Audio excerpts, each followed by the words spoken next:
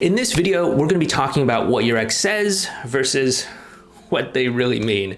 And oftentimes, these are not the same thing at all. But first, my name is Clay with ModernLove.life, where we help you get the great loving relationship that you're looking for without having to play mind games, without having to play hard to get, and without having to pretend to be something or someone that you are not. Because you, of course, deserve to be loved for the unique and amazing person that you are. And if you agree with me, please help me out with this video and hit that thumbs up button for the YouTube algorithm. When you do so, you're sending a message to YouTube that this is a good video that they might want to keep showing to more people. So hit that thumbs up button, subscribe to the channel, and leave a comment down below as well too, letting me know what your ex has said to you that maybe is a little bit confusing or unclear or something like that. And you know, if we do another video, if we do like a part 2 or something, I might take some of those responses and talk about them there.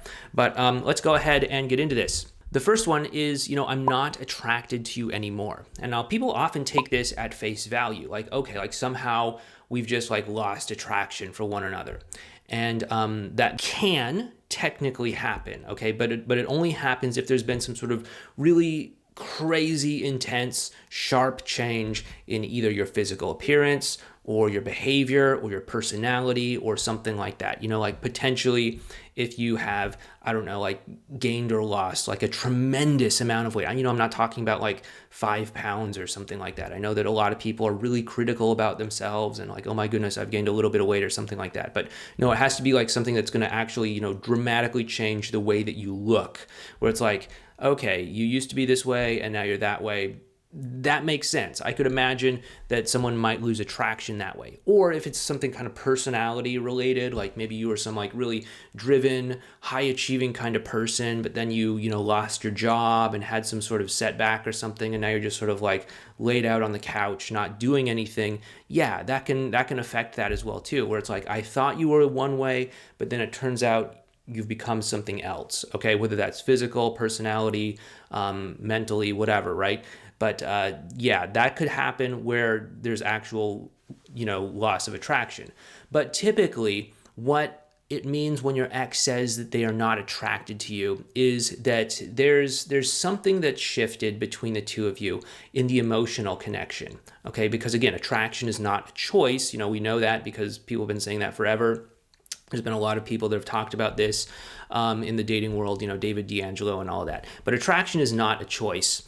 And if your ex has become attracted to you at some point in the past, as long as you are more or less the same person, they are probably going to remain attracted to you, okay? Obviously, if you improve for the better, they're going to probably become more attracted to you. Of course, better is relative, whatever they might see as better, right? What we want to do is we want to look at what's happening on an emotional level, right? Is there something that is happening emotionally that's blocking the attraction that's already there from running its course and bringing the two of you together, right? You can easily think about this. Like if you imagine some ex that maybe you've had from the past, and it's like, okay, yeah, maybe they really screwed you over somehow. Maybe they cheated on you, betrayed you in some way, did whatever, and it really, upset you. And, if you were to look at that person, you're like, wow, I'll never be able to forget that. That's just so much pain, that's so much hurt. Maybe you even like strongly resent that person or something like that. But if you were somehow able to like wipe your memory of everything that happened between the two of you, you could probably look at that person and say, they're still an attractive person. They're still an attractive person, right? I'm still attracted to them, right? But it's just the baggage, the history, what you know about them, what happened between the two of you, what didn't happen between the two of you, all the hurt feelings that are causing that attraction to get blocked. And many times, if we just simply wipe away those negative feelings, that baggage, that hurt, and all of that, oftentimes the attraction will do what it naturally does, which is flow between two people and bring them together. Okay, so that's one thing that I want you to be really clear on, because oftentimes people get really concerned about this whole thing, like the friend zone, I'm not attracted to you, all that sort of stuff, and it really is not that big of a concern, at least in terms of people who were in an actual relationship with one another, right? Yes, the friend zone is something that's there. It is a real thing. If you've never like actually been in a relationship with someone, if you've never had that sort of romantic context between the two of you, yeah, totally makes sense. But if you've been in a real relationship and there hasn't been some sort of like major, personality break or physical change or something like that, yeah, you're still attracted to one another. It's just emotions that are blocking it from bringing the two of you closer together. Second one is let's just be friends.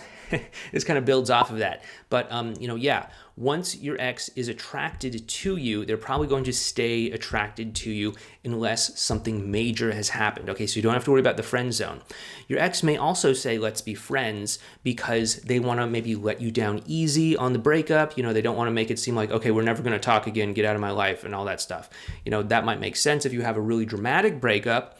But if it's just like, okay, things slowly started eroding and this isn't working out and all that, okay, we can be friends. That might sort of come up. Whether or not they actually intend on following through with that, or whether they intend on, saying, let's just be friends, but then they never talk to you again, that's another thing, right? But they're saying this because they're trying to either let themselves off the hook, because again, they don't want to think of themselves as a bad person that walls someone out, gives them a hard, no, don't be in my life ever again sort of thing. They don't want to think of themselves as the bad kind of person that hurts you by breaking up with you. Maybe they made you cry, or maybe they made you really upset or something like that. And so they might say something like, well, hey, we can still be friends. We can still be in our lives, in each other's lives somehow. And that maybe they're hoping helps you feel a little bit better. They definitely are probably feeling a little bit better themselves, because they're thinking like, okay, well, I'm not such a bad person. Yeah, we broke up, but I offered to be friends. And so what they're really looking for here is to most likely just let themselves see themselves in a more positive way. Because, nobody wants to think of themselves as someone who goes out there and hurts other people, who goes out there and, intentionally breaks other people's hearts and causes them to cry and all that sort of stuff. And so your ex has to create certain things in their life that will allow them to continue to see themselves as a good person. They might do things like distort your relationship to make it seem worse than it was. That's a very common thing that they might do. It's a little bit beyond the scope of this video, but it's a very common thing that people do. Or they might, like we said before, say, let's just be friends. We can still be in each other's lives. This isn't like the goodbye forever or anything like that, just to help themselves feel a little bit better. But if that's the case, what you can do is, agree to be friends and still agree to connect with one another if you want to get back together. And use that as the ability to kind of explore what that emotional connection might be between the two of you and start to repair it in some way based off of what wasn't working in your relationship before. The third thing is, I love you, but I'm not in love with you, or some variation of that. But basically, this is similar to that last one. They want to let themselves off the hook in an easy way, where it's like, okay, I'm not like the ex that you see on TV and movies, who's like this, crazy psycho person that, is terrible, right? And oftentimes life is not as dramatic as movies. Oftentimes life is much more nuanced, right? And there's a lot of reasons why someone might break up, and it doesn't necessarily mean that you're a bad person, but they still might fear that they might be that way. So they might be trying to let themselves off the hook easily, like we just talked about. They also might genuinely feel a lot of emotion for you. They might want good things for you. They might care about you. They might want all of these things for you, but there's problems in the relationship that just aren't working for them, and it's causing the two of you to come together in a way that's making them miserable, or making you miserable, or making both of you miserable, okay?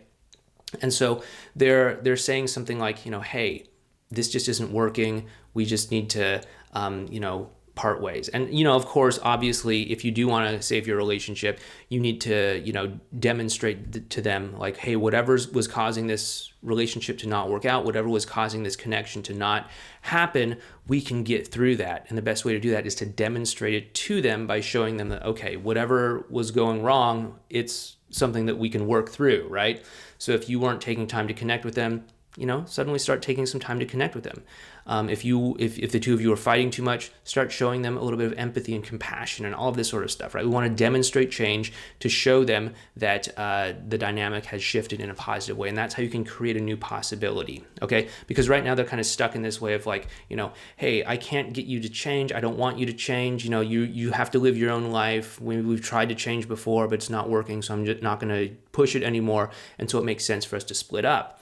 But if you can show them that, hey, there is actually the possibility for this dynamic to change, then you can show them a new potential for the two of you to actually be in a relationship with one another. Really similar to our next one, fourth one, which is it's not you, it's me. Oftentimes, this is where, again, they're trying to change you. They don't want you to change. They don't believe that they can change you. Either they've tried in the past and it just hasn't worked. Maybe they've tried to get through to you and communicate certain challenges to you, but it just didn't seem like you were listening, or didn't seem like it was important enough to you, or something like that. So they have effectively just said, hey, I'm not going to try to force you to be someone or something that you're not. I'm not going to try to force this. Or, maybe they just have this kind of easygoing attitude of life in general, where they're not going to, try and get someone else to change their ways or something like that. And so they're just saying like, okay, well, I'm not satisfied in this relationship. Either you can't or won't change, or I don't have the right to ask you to change or whatever, but I'm not happy right now, so I need to go and go my own way. This also could be a little bit of them maybe not wanting to be confrontational, not wanting to kind of point out areas where the two of you weren't working out. So they could just be them, not wanting to be honest with you, because it might be a difficult situation that pushes them out of their comfort zone. Obviously, if that's the case, you can, let them know that you can handle honesty, that you're not going to, lash out at them or something like that. But, obviously all of that other stuff that we've talked about applies as well too. Demonstrate to them that the two of you can have meaningful change. Demonstrate to them that the dynamic can actually shift, and you can create a new possibility together. And then the last one that we're going to be talking about in this video, by the way, if you like this video, hit that thumbs up button, all that stuff. And, you can check out this playlist over here on what your ex is thinking. It goes into sort of the psychology of what your ex is thinking during the whole breakup process and getting back together process right over there. But the last one that we're going to be talking about here is we will never get back together. Okay, so this is maybe one of the more harsher ones on this list. And, your ex might say this in some sort of state of frustration, maybe during the heat of an argument or something like that. And oftentimes what this is intended to do is to kind of push you away, to create space. Typically this is happening because they feel like the two of you are too close right now. Maybe you're doing something like operating from a place of damage control mode, where you're maybe contacting them way too much, not listening to their requests for space in the past. Maybe they're trying to communicate the fact that they need space to you, but they're not doing it in a very direct sort of way, so you're not understanding it. There could be a lot of things, but either way, this is sort of an attempt to kind of push you away to create space on their part, okay? And it's important to notice that this is coming from an emotional context of them wanting that space, okay?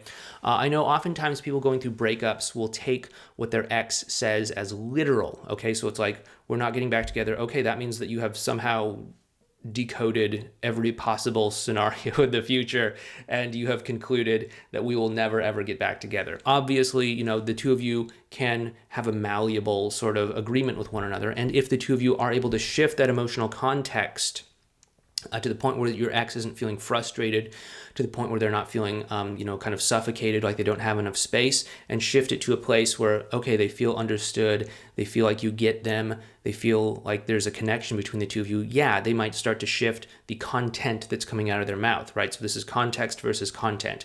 Context is where they're at emotionally, content is what they're saying. From the context of being frustrated and feeling like they don't have enough space, they might say something like, we're never getting back together. But as that context starts to shift, the content starts to shift as well too. So instead of saying we'll never get back together, it's like, I can't believe how wrong I was to leave our relationship, or I always knew we'd find our way back to one another, or something like that. But that can only happen once the context actually starts to shift. So what you have to do is you have to look at where they're coming from on a deeper emotional level. What is that context? Do they want space? Are they feeling a little bit suffocated? Do they feel like you're not listening to them in some way? And then how can you satisfy that context so that it starts to shift to something else? Okay. So anyway, those are 5 things that your ex might say versus what they really mean. If you did like this video, please be sure to give this video a thumbs up. It does help us out with YouTube. It does help us out with the algorithm. Please make sure to subscribe. Leave a comment down below about what your ex says versus maybe what they might mean. If I do a part 2 of this video at some point in the future, I will definitely check out the comment section and take some interesting ones that you guys put down there and discuss them in the next version of this video.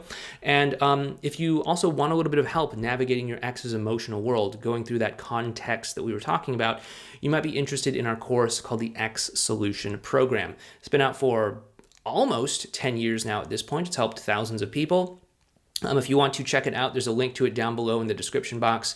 If it's right for you, please feel free to join and sign up with us. If not, no worries. But once again, thank you so much. Please take care. And if you do want to learn more about what your ex is thinking, please be sure to check out this video series over here on what your ex is thinking, or please make sure to check out this video right here. But thank you so much. Please take care, and I will talk to you next time.